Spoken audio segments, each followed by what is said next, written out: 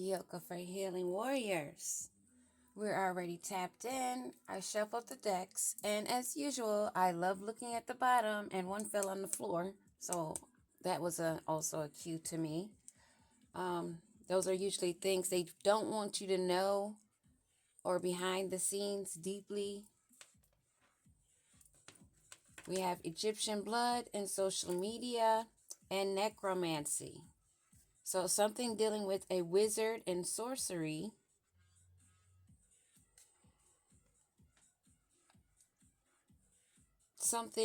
Someone that deals with inanimate dead, and they like to basically keep the dead living, mostly evil energies, lost loved ones. But a lot of people don't even know that remembrance of the dead is also necromancy. Going to the graveyard to your ancestors or people that have died in your family, that is a form of necromancy because you're keeping their thoughts, like you're not releasing them completely. You're not releasing them and saying, okay, they're on the other side, but they're still here. They're not there at that cemetery in the ground. Look it up. Look into it. You don't take my word for it.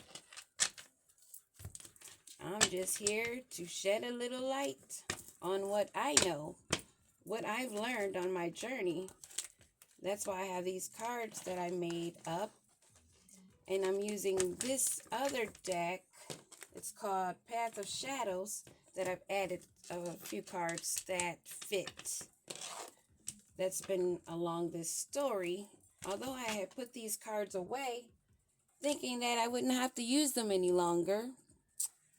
But I was guided to pull them out and add those cards to the deck. Heartbreak. Oh, Meditated Ancestors wants to show. So this is not going to be very light.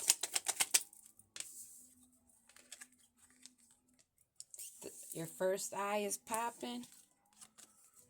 You know they're spying. We usually call it a third eye, but it's actually the first eye. Same-ish, different day. You know they've been spying. You know they gawking. But you're not worried about it. You're a healer. You're a warrior. You know about these con artists. Let's get this side for the second row. I don't want to get too many on the table. What else we need to know about this third eye? Call accepted. You took the call. You're answering the call of your purpose. And this con artist is upset and spying, and they're ashamed. Maybe ashamed of how you can see and how intuitive you are. And you know that they're spying. A cousin, maybe? Family has something to do with this. Black magic, as they're evil-eyeing you. And the same issue, different day. Wow, a lot to say about that. With dealing with a devil. You're a divine feminine, divine masculine, dealing with a devil that's on the same-ish, different day. A con artist. You are a self-motivator. And you have protection from this scatterbrain energy. Or the other man or other man that they're dealing with. Knew this was going to get deep. And they're just jealous. The other person or them or both. That's why they're sending evil eye and doing spell work that you know about. Something dealing with property and you know your value. Dealing with these con artists that are thieves. I know in my situation a car was stolen. And for some reason the court has no idea where the deed for my home is, although I have a copy. So they prohibited me from selling my home so that I can move, so that they can keep an eye and have an easier time stalking. But everything will come to light as it is of these con artists. And a lot of us are dealing with the same type of energies, but this one is a straight pure devil. Beyond a minion, but still a minion. Someone that's a wizard.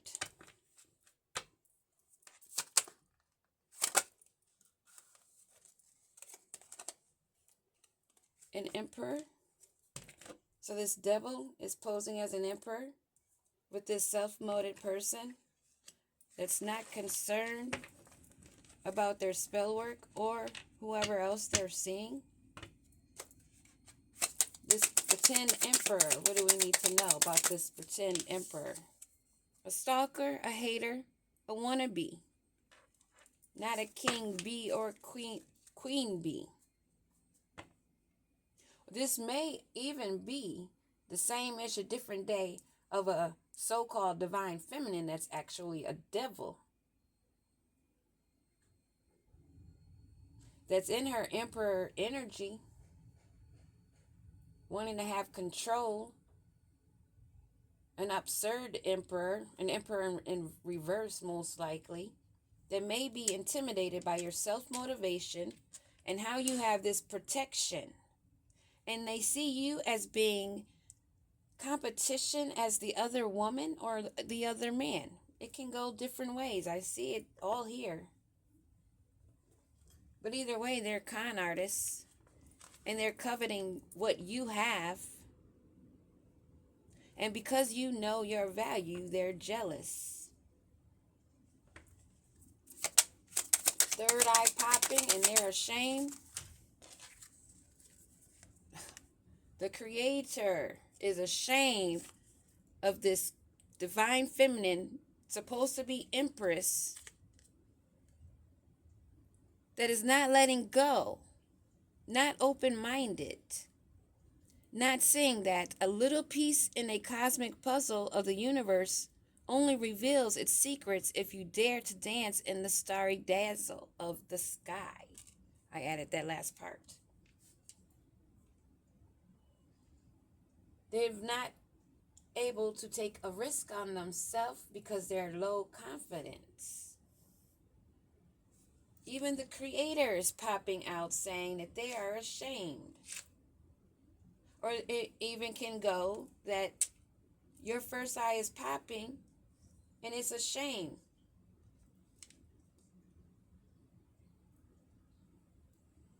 The creator is witnessing an empress that is or has let go. I like to try to see all the angles because general message. But whoever this is spying on you, and their vessel is cursed. They live in a tower of shadows that is crumbling. Once they saw as a golden cage, now shines no more. They're not seeing the glow and the shine in what they were doing and what they have now in this material, because they see that's not going to get them anywhere. They're spying on a star seed, an earth angel, and the creator is watching as they did black magic.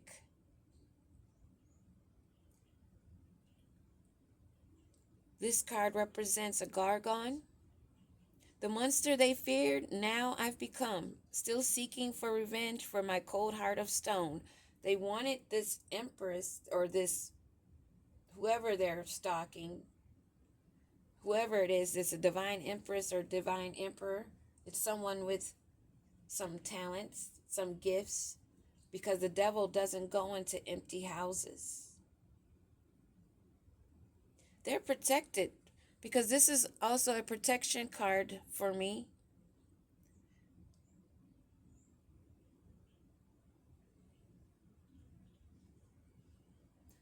representing the three sisters, Medusa and her sister Sith, or Sethno, and Uriel. Medusa was the only one that was mortal.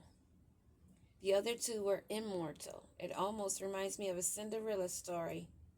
And I did say that this has something to do with family. This could be a sister. Feminine energy is coming out a lot.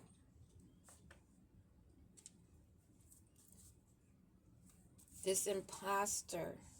What is this divine feminine's issue? Not so divine feminine issue, I should say. She's a fraud healer. She's not a star. She's dealing with the devil or bound with the devil in devil energy. A King of Swords is involved. A witch. So she's a witch. There's different kinds of witches.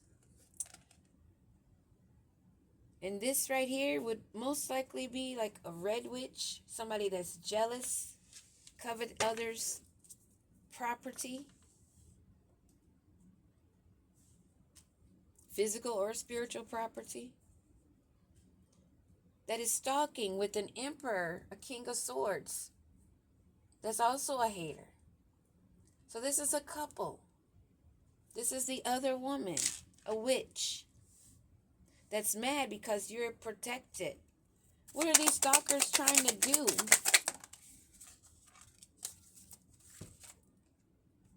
Trying to cause confusion, illusions, a mirror labyrinth. Illusions and reflections. Who are you trying to fool? When you turn your back to the mirror, there's still someone looking at you. Witch, you're seen. You should have turned away. The nymph. In this mundane world, now I roam. Inside this concrete jungle, where is my home? She's an imposter, a witch, pretending to be a healer, pretending to be a divine feminine, using black magic, working with a wannabe emperor, warlock, stalker. They stay on the same ish every day. Devil time energy because of jealousy, because of someone else's self-motivation, their protection, and they look at them as the other woman or the other man as competition. And this witch wants to cause confusion because she doesn't know who the fuck she is. And maybe don't like who she is. She's trying to keep something alive, and this is someone, they're both dealing in a necromancy.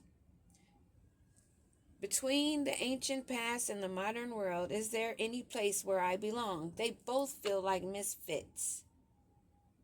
And they may also be even caught up and delusional themselves because they've been playing around in the astral realm.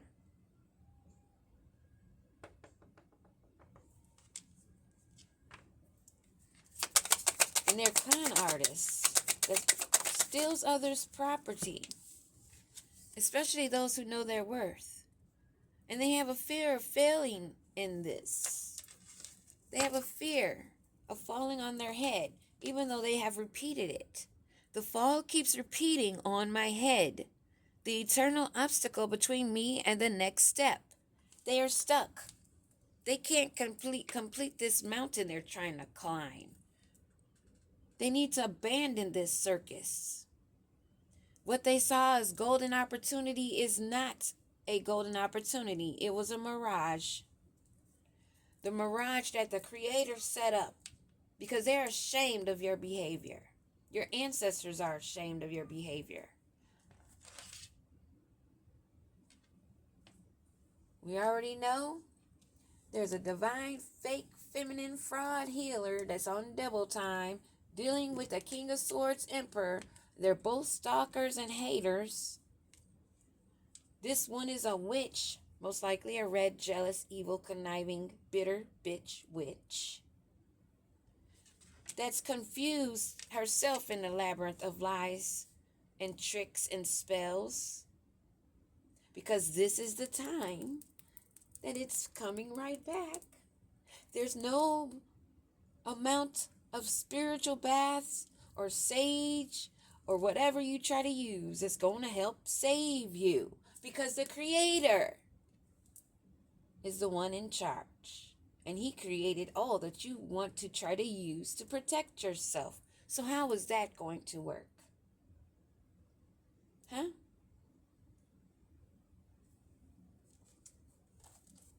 Interesting. They're in sorrow and grief.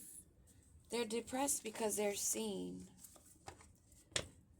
coming after others when they have no idea they're actually dealing with the Creator, because they're too caught up thinking that their spell work was some kind of power, that they were God, and that they could manipulate the universe. Really? Really? If you know what's going on in the planetary system, then you should know what the hell kind of moves you should not be making at this time. And if you do tarot, you sure in hell have gotten the signs and cues and knocks upside your head to tell you to back off. But you ain't listen. You're too caught up chasing thrills because you don't like yourself. You see this free-spirited person and you see them flowing and flying and sailing easy, not understanding what work they put in.